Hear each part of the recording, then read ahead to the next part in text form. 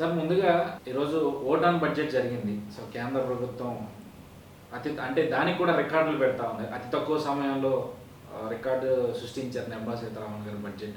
అసలు ఈ vote on budget మీద మీ అభిప్రాయం ఏంటి సార్? వేమన పద్యం జ్ఞాపకానికి వస్తూ ఉంది. మేడి పండు చూడ మేలిమై ఉండు, పొట్ట విప్పి చూడ పురుగులుండు, పిరికివాని మదిలి బెంకమీలాగురా విశ్వదాభిరాము వినరవేమ అనే పద్యము కరెక్ట్గా సరిపోతుంది. పైకి చూస్తే ఏదో అద్భుతంగా ఉన్నట్టు అనిపిస్తుంది, లోపల చూస్తే ఏమీ లేదు, లొట్ట లోపల. ప్రధానంగా నిర్మలా సీతారామన్ గారు 4 స్తంభాల మీద ఆధారపడుతుంది మా బడ్జెట్. 1 రైతులు, 2 మహిళలు, 3 పేదలు, 4 యువత. ఈ 4 స్తంభాల మీద ఆధారపడి మా యొక్క బడ్జెట్ను తయారు చేశాము అని చెప్పింది. చూస్తే బ్రహ్మాండం అనిపిస్తుంది. కానీ లోపల చూస్తే రైతులకు సంబంధించి ప్రధానంగా వాళ్ళు 2 అంశాలు ఆశించారు. 1 పిఎం కిసాన్ యోజన కింద ప్రస్తుతము కేంద్ర ప్రభుత్వము ప్రతి రైతు కుటుంబానికి ప్రతి రైతు కుటుంబాలకు కొందరు రైతు కుటుంబాలకు ఏడాదికి 6,000 రూపాయలు ఇస్తూ ఉంది. దానిని పెంచుతారేమో, ఎందుకంటే ఖర్చులు పెరిగినాయి కాబట్టి పెట్టుబడి ఖర్చులందు దాన్ని ఒక 9,000 12,000 పెంచుతారేమో అని ఆశించారు రైతులు. కానీ ₹1 కూడా పెంచలేదు. That is number 1. రెండవది, వ్యవసాయం గిట్టుబాటు కాక అప్పుల ఊబిలో కూరుకుపోయి రైతులు, కౌలు రైతులు ఆత్మహత్యలు చేసుకుంటున్నారు, పెరుగుతూ ఉన్నాయి. కాబట్టి ఈ నేపథ్యంలో వ్యవసాయ రుణాల మాఫీ చేస్తారేమో, ఎవరెవరు ఆశించరు. అప్పుడప్పుడు గతంలో 2008లో యూపీఏ ప్రభుత్వం చేసింది, అంతకుముందు జనతా ప్రభుత్వం దేవిలాల్ చేశారు. 2 మాట ఇప్పటి వరకు వ్యవసాయ రుణాలు మాఫీ చేసింది. కాబట్టి ఇప్పుడు ఎన్నికల సంవత్సరం ఒకటి, రైతులు క్లిష్ట పరిస్థితిలో ఉన్నారు, వ్యవసాయ రుణాల మాఫీ అంశం ఏమన్నా ఉంటుందేమో అని ఆశించారు, అది లేదు. కాబట్టి ఇంకా రైతు అనే ఒక స్తంభానికి ఏం చేసినట్టు మీరు? That is number 1. ఆడికి కాంగ్రెస్ చెప్తా ఉంది, మేనిఫెస్టోలో కూడా సిడబ్ల్యూసీ తీర్మానం చేసింది, కాంగ్రెస్ అధికారంలోకి వస్తే 3 లక్షల రూపాయల వరకు వ్యవసాయ రుణాలు మాఫీ చేస్తాం. కనీసము మేము ఇచ్చిన హామీని చూసినా భయపడి వీళ్ళు చేస్తారేమో ఎన్నికల కోసం అనుకుంటే అది చేయలేదు. ఆ విధంగానే రైతులు బాగుపడలేదు అనుకుంటే. ఈ సందర్భంగా మా చేతికి ఒక బ్రహ్మాస్త్రం ఇచ్చారు. మేము ఆల్రెడీ ఇచ్చాము, చెప్తున్నాము, మీరు దాని నుంచి ప్రస్తావించలేదు, మాకు ఒక బ్రహ్మాస్త్రం దొరికింది. రెండవది మహిళల గురించి వాళ్ళు ఎక్కువ ఆశించడం లేదు. ఒక ఎల్పిజి సిలిండర్ ధర, వంట గ్యాస్ సిలిండర్ ధర తగ్గిస్తారేమో అని ఆశించారు. 1,200 రూపాయల నుంచి ఏదో 500 రూపాయలకు ఆల్రెడీ కాంగ్రెస్ వాళ్ళు చెప్తున్నారు, 500 రూపాయలకి వంట గ్యాస్ను సరఫరా చేస్తామని. కాబట్టి ఎన్నికల సంవత్సరం కాబట్టి వీళ్ళు కూడా ఆ విధంగా పెడతారేమో అనుకుంటే దాన్ని ₹1 కూడా తగ్గించలేదు, దాని నుంచి ప్రస్తావన లేదు. కాబట్టి మహిళలకు వచ్చేసి వాళ్ళని నిరాశపరిచారు.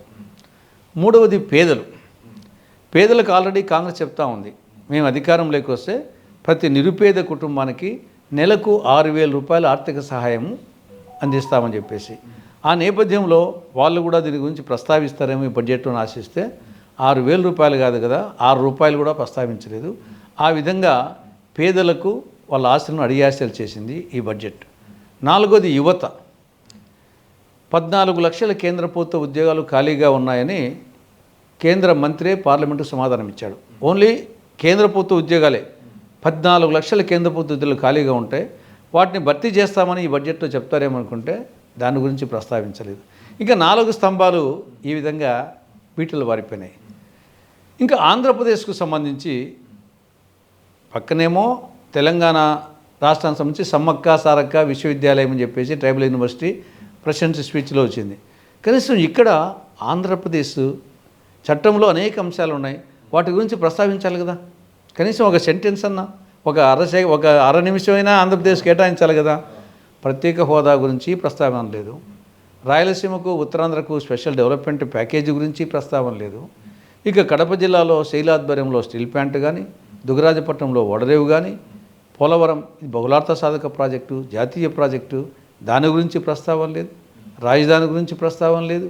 Visakha metro, Vijayawada metro, Visakha railway zone, Visakha Chennai industrial corridor, Kakinada petrochemical complex, వీటి గురించి విశాఖపట్నము ఉక్కు ఫ్యాక్టరీ, వీటి గురించి ఏం ప్రస్తావన లేదు. అంటే ఆంధ్రప్రదేశ్ అనేది ఒక రాష్ట్రం ఉంది ఈ దేశంలో అనేది బీజేపీకి ఆ యొక్క అవగాహన కూడా ఆ యొక్క ఆలోచన కూడా లేనట్టు తెలుస్తూ ఉంది. అంటే ఆంధ్రప్రదేశ్ సంబంధించి ఇప్పటివరకు ప్రవేశపెట్టిన బడ్జెట్లు ఏ బడ్జెట్లో కూడా ప్రత్యేకంగా ఆంధ్రప్రదేశ్కి ఇన్ని నిధులు అని చెప్పైతే ఆంధ్రప్రదేశ్ తగ్గట్టుగా ఎప్పుడు కూడా కేటాయించలేదు. కానీ రాష్ట్ర ప్రభుత్వాలు అప్పుడు కానీ ఇప్పుడు కానీ ఏ ప్రభుత్వం కూడా దాని మీద సరిగ్గా కేంద్రాన్ని ప్రశ్నించిన పరిస్థితి కూడా కనిపించలేదు. దీని గురించి రెండు ఉన్నాయి ఇప్పుడు ఇక్కడ. రెండు, బీజేపీ మోసగారితనము, ప్రాంతీయ పార్టీల చేతగానితనం.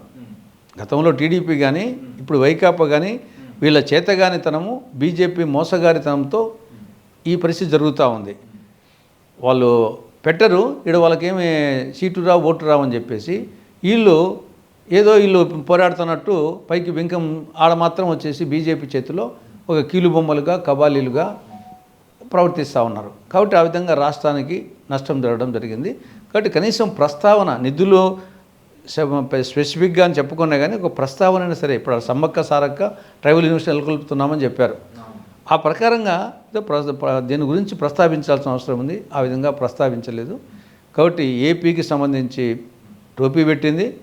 ఓవరాల్గా దేశ ప్రజానీకానికి ఇది ఎలా ఉందంటే చాక్లెట్ ఇచ్చి నెక్లెస్ దొంగిలించినట్టు.